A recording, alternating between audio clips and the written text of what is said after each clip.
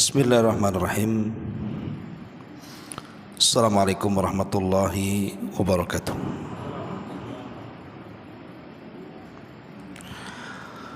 Alhamdulillah wassalatu wassalamu ala Rasulillah wa ala alihi wa sahbihi wa mawalah wa la hawla wa la quwata illa billahi wa ba'du. Alhamdulillah, segala puja dan puji hanya milik Allah subhanahu wa ta'ala. Salawat dan juga salam kita hadiahkan kepada Rasul kita Nabi besar Muhammad sallallahu alaihi wa ala alihi wasallam. Ma'asyiral muslimat yang dimuliakan Allah subhanahu wa ta'ala, alhamdulillah di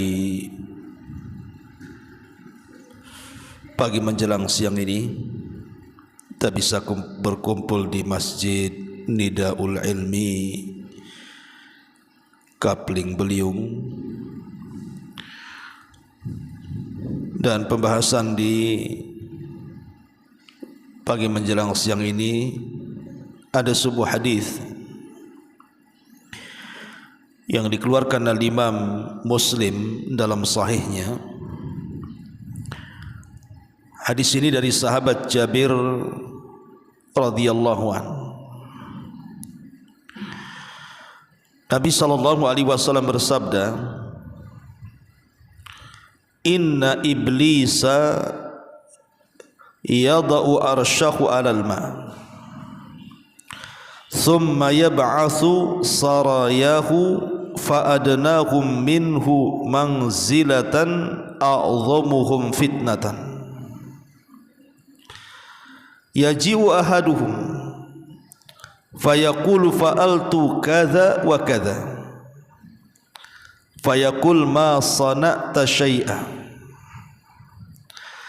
Qala thumma yaji'u ahaduhum fayaqulu ma taraktuhu hatta farraqtu bainahu wa baina imra'atihi. Qala fayudnihi minhu wa yaqul ni'ma anta."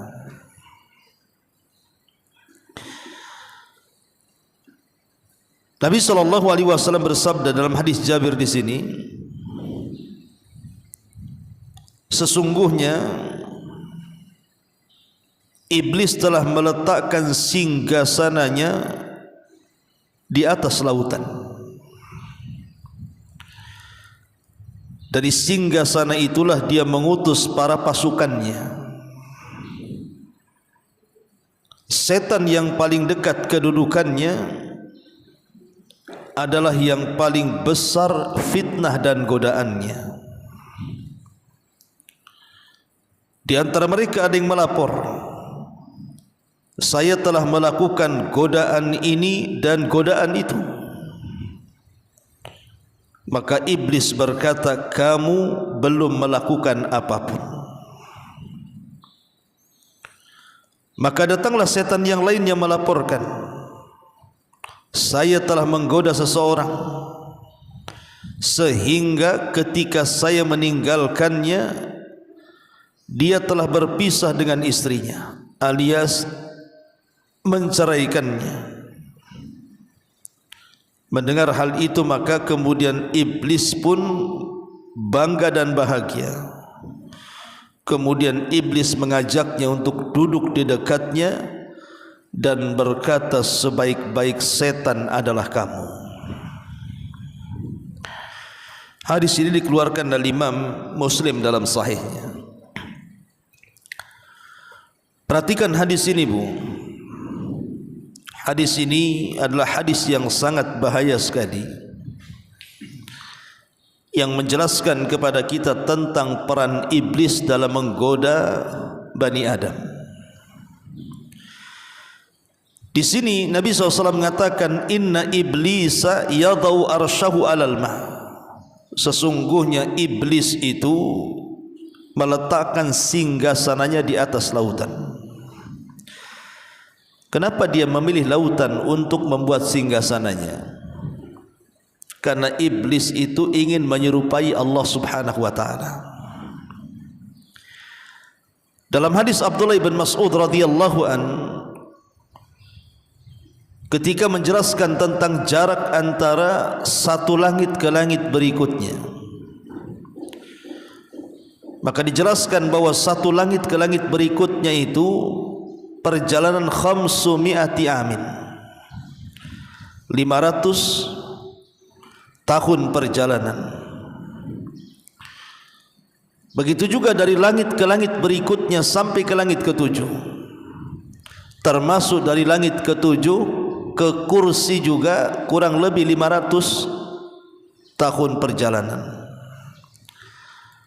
Kemudian di atas kursi ada lautan, dan di atas lautan ada arsy, dan Allah di atas arsy. Lah ketika arsyur Rahman, arsy Allah Subhanahu wa taala berada di atas lautan,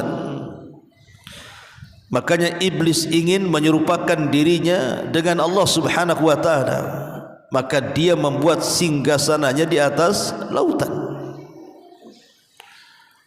Persis seperti dialognya Nabi sallallahu alaihi wasallam dengan anak Yahudi namanya Ibnu Sayyad, yang para sahabat menyangka dia adalah Dajjal.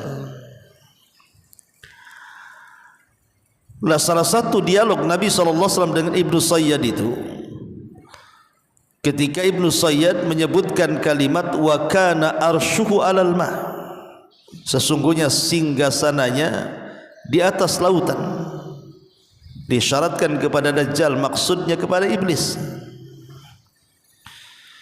Ya, karena lautan adalah tempat yang dipilih iblis untuk membuat singgasananya. Makanya hati-hati orang yang berlayar, karena lautan adalah tempat yang diambil oleh iblis dan bala tentaranya sebagai tempat tinggal mereka, bahkan sebagai markas mereka. Kemudian Nabi SAW mengatakan thumma yab'atsu saraya, dari atas lautan atau dari atas singgasana yang di atas lautan itulah iblis mulai mengutus pasukannya. Jadi setiap hari iblis itu mengutus utusannya dari lautan ke daratan. Untuk apa? Untuk menebar was-was di tengah-tengah Bani Adam, di tengah-tengah kita. Yang terkena was-was pasukan iblis ini, akhirnya mereka pun mulai bermaksiat kepada Allah Subhanahu wa taala. Ada yang tadinya tidak ghibah jadi ghibah, ada yang tadinya tidak dusta jadi pendusta, ada yang tadinya tidak maksiat tiba-tiba terdorong untuk melakukan maksiat. Tiba-tiba dia mencuri, tiba-tiba dia berzina, tiba-tiba dia meninggalkan salat, dan begitu seterusnya. Jadi setiap hari iblis itu menyebar pasukannya untuk menebarkan was-was di tengah-tengah umat manusia. Kemudian Nabi SAW mengatakan fa'adnahum minhum manzilatan a'dhamuhum fitnatan, maka setan yang paling dekat kedudukannya dengan iblis adalah yang paling besar godaannya. Jadi nanti setelah setan ini mengutus pasukannya, iblis ini mengutus pasukannya, dalam satu hari itu mereka berhasil menggoda fulan dan alan, maka mereka akan pulang dalam satu hari itu melaporkan apa yang mereka telah lakukan. Maka dari sekian setan itu, ada setan-setan yang oleh iblis didekatkan kepada dirinya. Lah kalau ada setan dari pasukan iblis yang didekatkan kepada dirinya, ketahuilah bahwa setan ini yang paling besar fitnahnya, yang paling besar godaannya. Kemudian Nabi SAW menjelaskan, yaji'u ahaduhum fayaqulu fa'altu kadza wa kadza.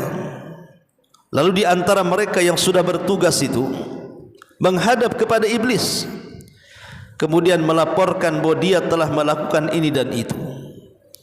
Aku sudah melakukan ini dan itu. Aku sudah menggoda si anu tuh. Dulu tidak, dulu rajin solat, sekarang sudah tidak solat lagi. Aku sudah goda si anu, dulu dia suka sedekah, sekarang sudah tidak sedekah lagi. Aku sudah goda si anu, dulu pendiam, sekarang tukang gibah tuh.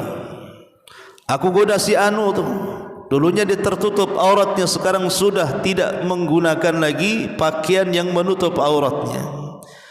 Disebutkan satu-satu untuk keberhasilannya.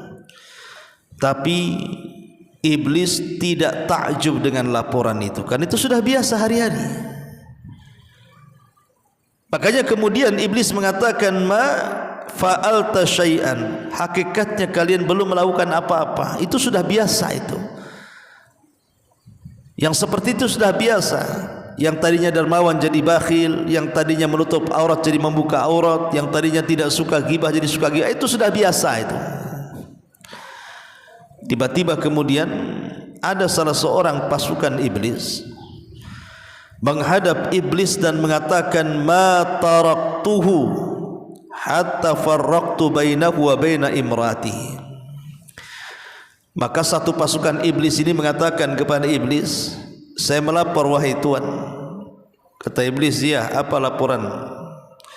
Dia mengatakan, aku sudah berhasil menggoda 2 Bani Adam yang sudah menikah, dan tidaklah aku meninggalkan mereka kecuali keduanya telah berpisah, telah bercerai, di mana suaminya sudah menceraikan istrinya, sudah menceraikan, mentalak istrinya.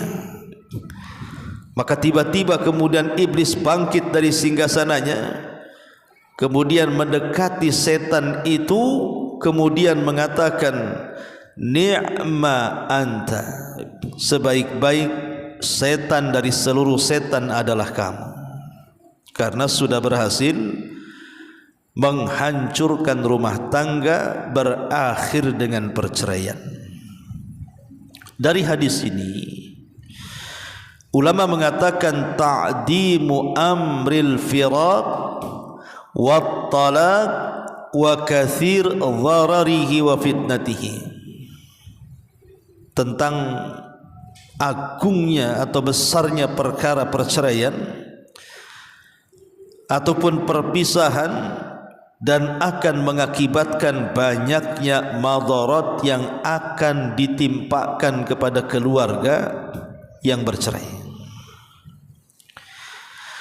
Ma'asyiral muslimat yang dimuliakan Allah Subhanahu wa taala, makanya saya sarankan Bu ya, ini nasihat saja, jangan menolong iblis untuk melancarkan tugasnya menceraikan orang. Contoh namanya Bu ya, ada teman ibu datang kepada ibu, kemudian mengeluhkan keluarganya.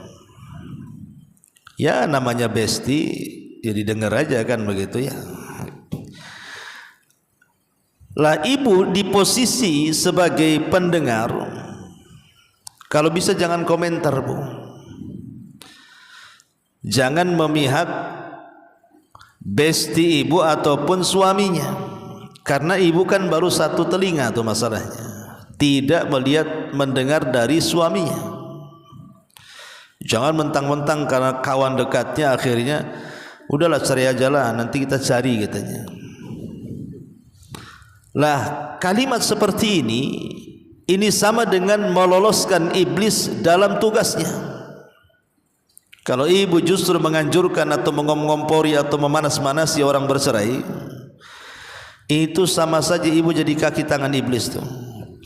Tapi sebaiknya Bu, kalau ada orang yang minta nasihat apakah saya harus bercerai dengan suami saya, sebaiknya jangan bercerai, apapun kasusnya. Jadi tetap pendapat ibu jangan bercerai, soal nanti dia bercerai itu urusan dia. Tapi kita kemudian tidak menjadi kaki tangan iblis, karena kalau orang sudah bercerai Bu, itu madaratnya banyak, baik kepada si suami, baik kepada si istri, baik kepada keluarga suami, baik kepada keluarga istri, baik kepada teman-teman suami, baik kepada teman-teman istrinya, ataupun yang lebih daripada itu kepada anak-anaknya. Akibat bercerai, Bu, lihat akibat perceraian kan, banyak anak-anak yang terlantar. Akhirnya si ibunya kawin lagi, dapatlah dia ayah tiri. Kemudian si ayah ini kawin lagi, dapat pula ibu tiri. Ayah tiri dan ibu tiri rupanya tidak mencintai si anak tadi. Apa yang terjadi? Akhirnya terlantar anak ini kan. Makanya datang iblis dan mengatakan, sudah nak, kau sudah tidak diakui bapakmu, sudah tidak diakui ibumu, sudah jadi anak angkatku sajalah katanya. Nah, akhirnya jadi anak angkat iblis pula tuh. Dan biasanya kalau orang sudah menikah kemudian bercerai, akhirnya banyak terjadi masalah kan, Bu. Seorang suami bercerai akhirnya stres berzina, naudzubillah. Kemudian si istri juga begitu sama. Jadi akan merusak tuh, rusak ibadahnya, rusak muamalahnya, macam-macam rusak tuh. Pokoknya perceraian itu pasti akan merusak segalanya. Ya, maksudnya yang saya maksudkan di sini bukan perceraian yang dibolehkan. Ya, tidak semua perceraian itu terlarang, tidak ada perceraian yang dibolehkan. Bahkan jadi solusi juga cerai itu terkadang. Bagi orang yang suami istri berumah tangga kemudian bercekcok, terkadang cerai itu solusi daripada agama. Tapi yang dimaksud cerai di sini artinya cerai yang kemudian memadaratkan, membawa madarat besar bagi keluarga dan anak-anak. Cerai yang tidak ada sebabnya. Makanya kenapa kemudian Nabi SAW mengatakan, siapapun wanitanya yang meminta cerai kepada suaminya tanpa ada sebab, maka wanita itu terlaknat dan terlaknat. Siapapun wanitanya, tiba-tiba dia menghulu suaminya tanpa sebab, maka wanita itu terlaknat, kata Nabi. Karena perkara perceraian ini bukan perkara mudah, karena ikatan yang paling kuat dalam Islam ini adalah ikatan pernikahan. Itulah yang disebut dengan mitsaqun ghalid namanya. Ma'asyiral muslimat yang dimuliakan Allah Subhanahu wa taala, baik kita akan kembangkan sedikit. Ma'asyiral muslimat yang dimuliakan Allah Subhanahu wa taala, tentu dalam kehidupan berumah tangga, saya, ibu atau siapapun lah, menginginkan keluarga itu seperti firman Allah Subhanahu wa taala, wa ja'ala bainakum mawaddata wa rahmah. Ingin mendapatkan tiga perkara kan, Bu? Ingin mendapatkan ketenangan, ingin mendapatkan kecintaan, dan ingin mendapatkan kasih sayang. Saya kira seluruh rumah tangga kaum muslimin menginginkan tiga perkara ini.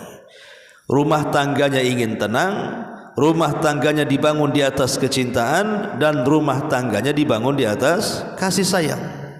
Sebab kalau tiga perkara ini ada dalam rumah tangga, insya Allah rumah tangga ini penuh dengan kebahagiaan. Tapi masalahnya, Bu, tidak semua rumah tangga itu sesuai dengan keinginan kan, Bu. Ada saja rintangan di tengah jalan itu, sehingga banyak kemudian rumah tangga tidak sesuai dengan cita-cita dan keinginan, kandas pula di tengah jalan dengan cara tadi adanya perceraian tadi. Maka ada beberapa perkara, Bu, penyebab kenapa rumah tangga ini hilang sakinahnya, hilang mawaddahnya, hilang rahmatnya, ditambah-tambah memang pasukan iblis itu datang kemudian ikut mengacaukannya. Apa penyebabnya?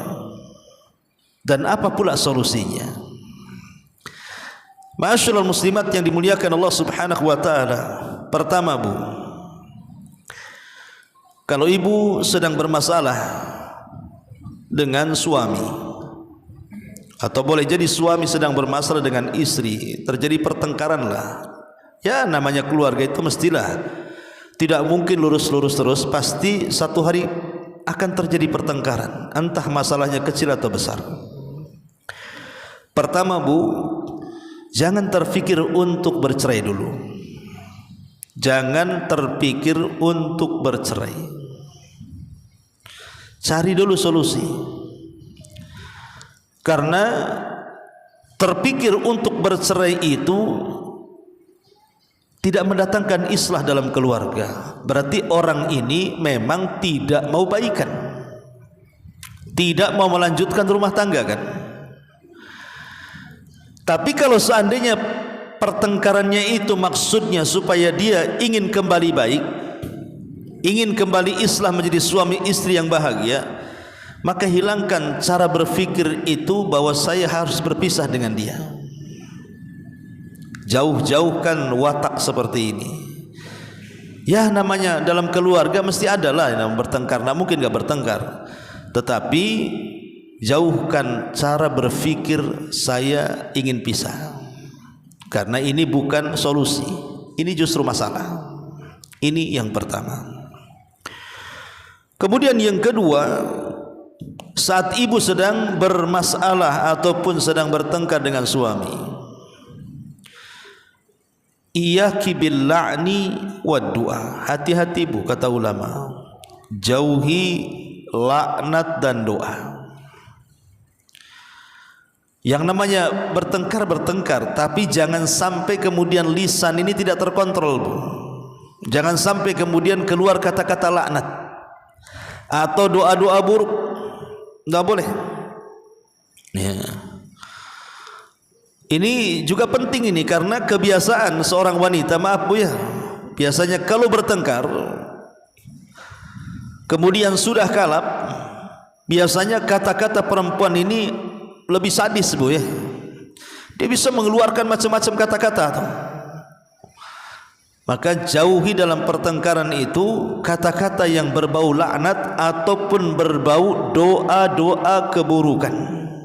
Bertengkar, tapi jauhi laknat dan doa buruk.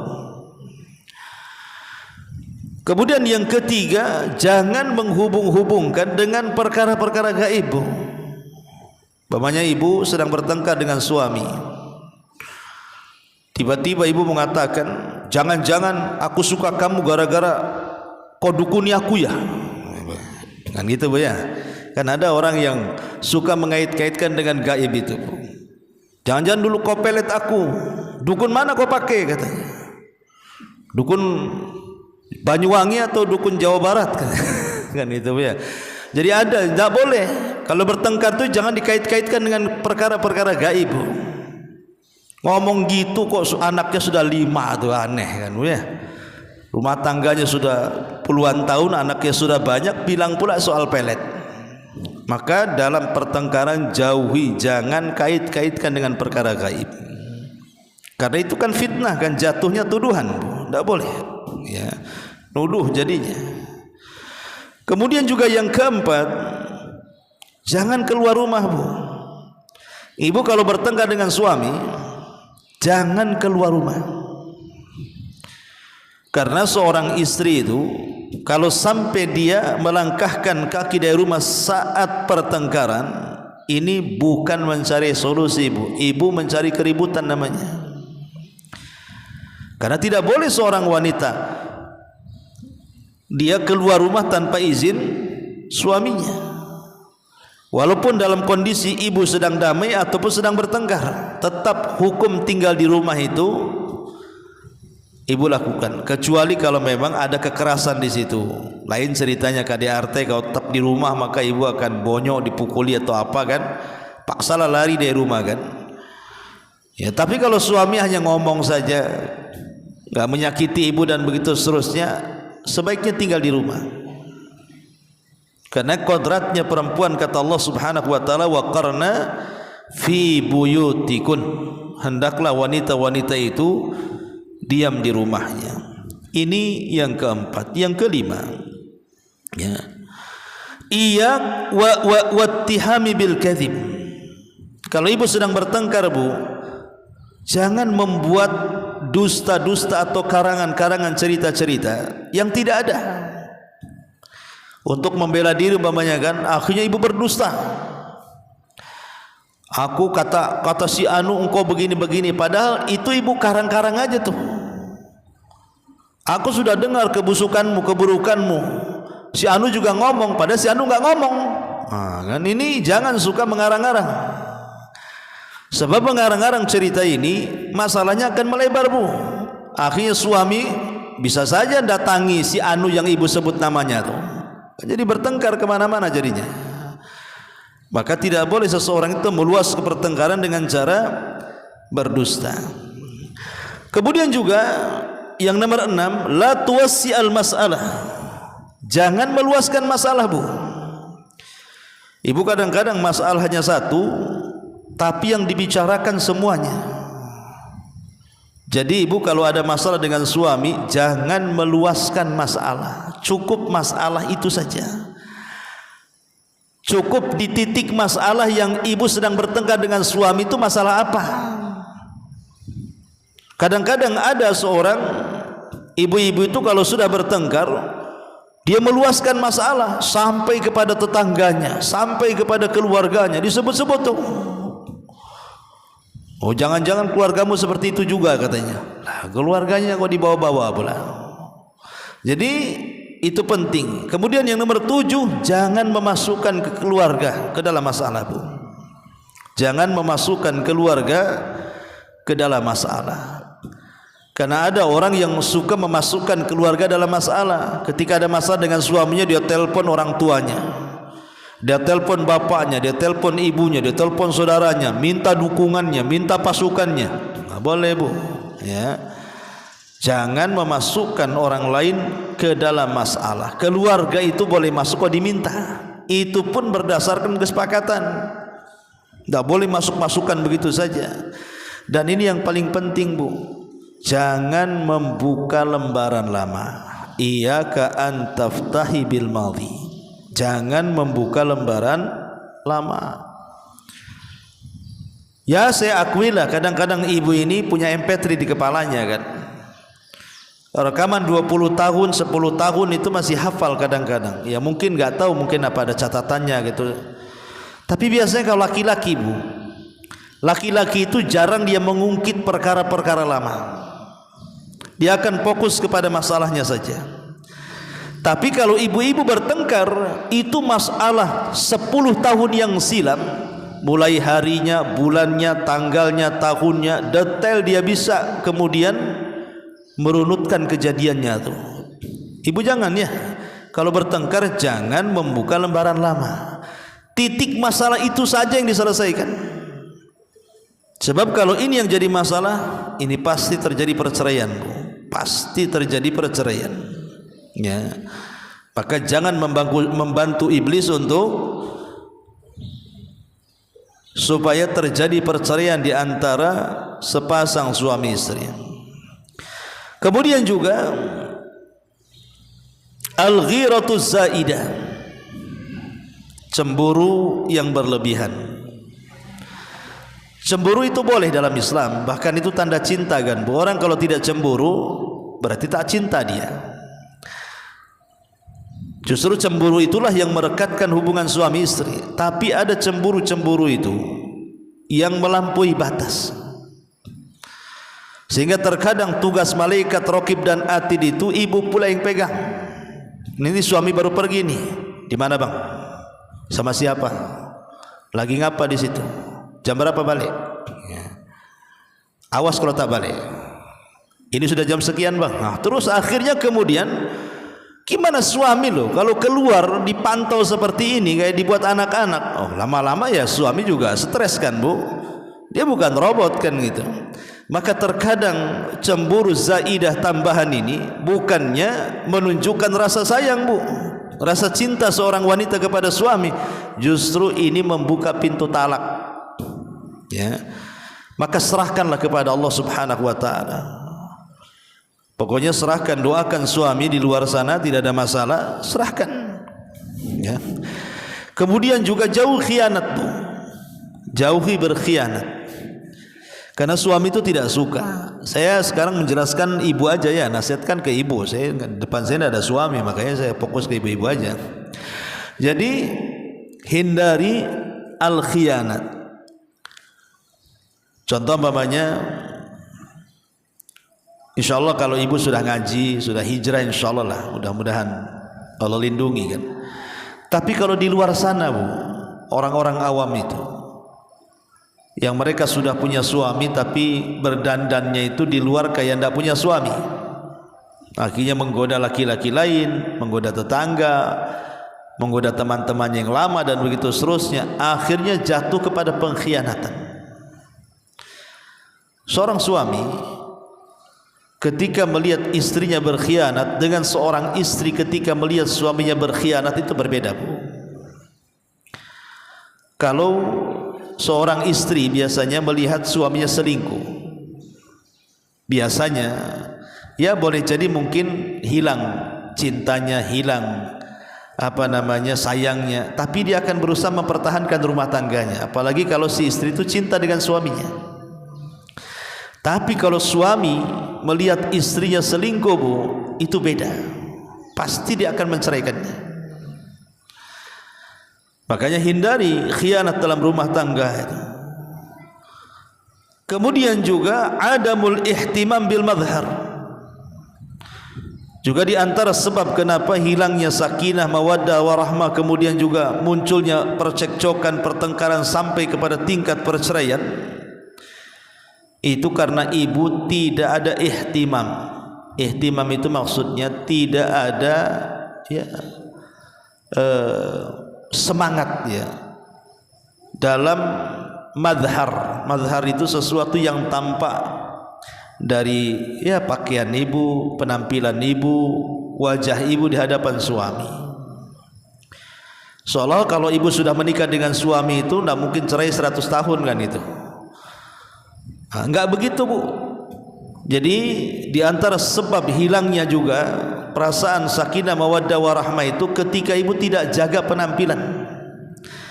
Ya, penampilan itu bisa saja dari fisiknya dijaga, dirawat gitu ya. Atau mungkin dari akhlak, atau mungkin dari lisan, ucapan, ya. Maka robahlah. Jadi kalau bisa setiap hari itu ada perubahan gitu ya. Walaupun mamanya sudah lama menikah, karena itu penting madhar dalam keluarga itu. Betapa banyak suami yang benci dengan istrinya gara-gara ucapannya yang kasar.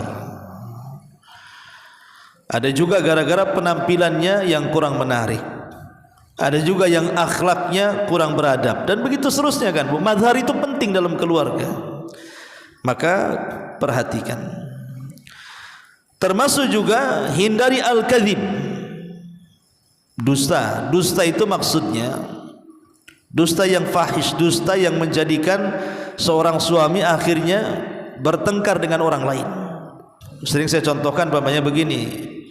Ibu curhat sama suami, "Bang, itu tetangga sebelah itu kayaknya kurang ajar sama saya, Bang." "Kenapa, Dek?" "Saya setiap lewat di depan rumah dia, itu dia pandangi aku aja," katanya. Padahal ini tetangga ini tidak pernah mandangi dia. Tapi memang ibu hendak mencari konflik dengan tetangga kan. Ya suami apa enggak cemburu, bisa bertengkar tuh. Boleh jadi mungkin sekali-kali dia mandang, entah mandang ke arah mana, terpandanglah ibu kan begitu.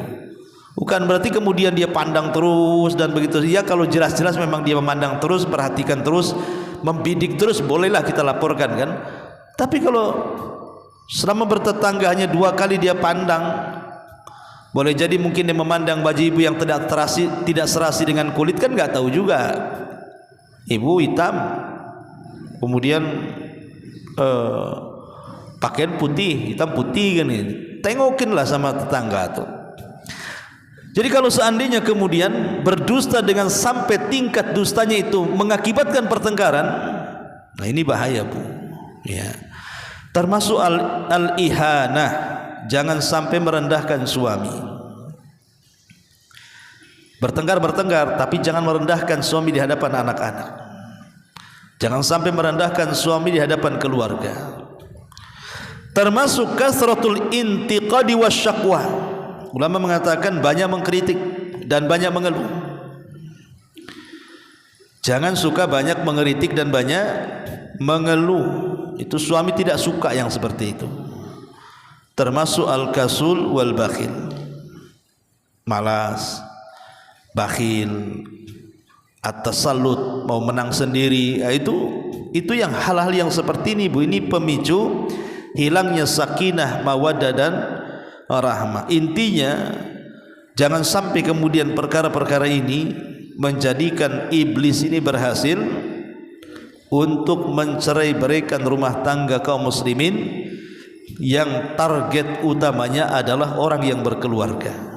Karena iblis itu sangat senang dan cinta apabila di antara keluarga kaum muslimin ada yang bercerai-berai. Wallahu a'lam. Ini di antara keterangan hadis dari Jabir radhiyallahu anhu yang dikeluarkan oleh Imam Muslim dalam sahihnya. Sebelum saya tutup, silahkan Bu kalau ada yang mau bertanya. Ya. Pertanyaan pertama, seorang berhutang dengan saya, dia bayarnya cicil 2 kali, pada cicilan 1 dan cicilan pertama, dan yang kedua dia melebihkan uang cicilan dari kesepakatan. Saya sudah menolak karena takut itu riba, tapi si peminjam mengatakan kalau kelebihan uang itu untuk anak saya. Bagaimana Ustaz hukum uang kelebihan tersebut? Apakah harus kami kembalikan atau gimana? Ya, alhamdulillah. Membayar hutang itu sebuah kewajiban karena termasuk jazaul ihsan ilal ihsan. Kalau orang berbuat baik kepada kita, maka hendaklah kita berbuat baik kembali kepada orang yang telah berbuat baik kepada kita. Orang itu sudah berbuat baik kepada kita, meminjamkan uangnya, maka apabila sudah sampai temponya, balikan. Jangan membalas kebaikan dengan keburukan. Nah, salah satunya juga kalau mau melebihkan dari bayaran itu jauh lebih baik lagi. Jadi ibu utang sama saya 100, kata saya bayar bulan depan Bu ya. Kemudian ibu melebihkan 110, maka itu sebuah kebaikan Bu. Melebihkan bayaran hutang sebuah kebaikan karena itu bentuk balas budi namanya. Yang jadi riba itu kalau pihak peminjam memang terkenal rentenir atau suka membungakan uang, ngomong atau tidak ngomong, bicara atau tidak bicara, memang dikenal kalau minjam sama dia 100 harus balikan 110. Lah kalau itu yang terjadi maka tidak boleh, itu sudah masuk pada riba. Tapi kalau ibu meminjam kepada orang yang tidak dikenal dia suka membungakan uang, meribakan uang, maka sebagai budi baik kita, maka kita lebihkan. Ya, dan ibu terima saja kalau saya lebihkan, itu hadiah karena sudah berbuat baik kepada orang itu, namanya busyrul ajil namanya. Itu kabar gembira yang didahulukan di dunia. Karena ada orang yang melebihkan dari hutang yang kita hutangi, padahal niat saya ngutangi itu ingin dapat pahala, rupanya bukan hanya dapat pahala tapi juga dapat kelebihan dari pembayaran tadi. Tidak ada masalah, tidak usah dibalikan. Ya, wallahu a'lam. Ya. Buang angin setelah salam pertama, sebelum salam kedua, apakah salatnya sah atau harus diulang? Ya, alhamdulillah. Hukum dalam salat, salam itu bagian daripada rukun. Salam itu bagian daripada rukun. Apakah kemudian kedua-dua salam, maksudnya salam assalamualaikum, assalamualaikum, ataukah salam ke kanan saja? Ada yang mengatakan bahwa yang rukun itu adalah salam ke kanan saja. Ke kiri itu sunnah. Ke kiri itu sunnah. Artinya kalau seandainya seseorang sudah salam ke kanan tiba-tiba mengeluarkan angin dan dia belum salam ke kiri, dianggap sah. Karena sunnah kan begitu ya. Lain kalau dia rukun. Ya. Itu sebagian para ulama memandang seperti itu. Ada yang mengatakan dua-duanya rukun. Kalau dua-duanya rukun berarti kalau kentut belum salam ya batal sholatnya. Tapi wallahu alam ya, bahwa salam yang rukun itu adalah salam ke kanan. Jadi kalau seandainya orang sudah salam ke kanan, assalamualaikum warahmatullahi gitu ya, maka itu sudah sempurna sholatnya. Karena ke kiri ini hukumnya sunnah saja. Wallahu a'lam. Ya, sampai di sini. Subhanakal bihamdika, asyhadu an la ilaha illa anta, astaghfiruka wa atubu ilaik. Allahu taala alam. Assalamualaikum warahmatullahi wabarakatuh.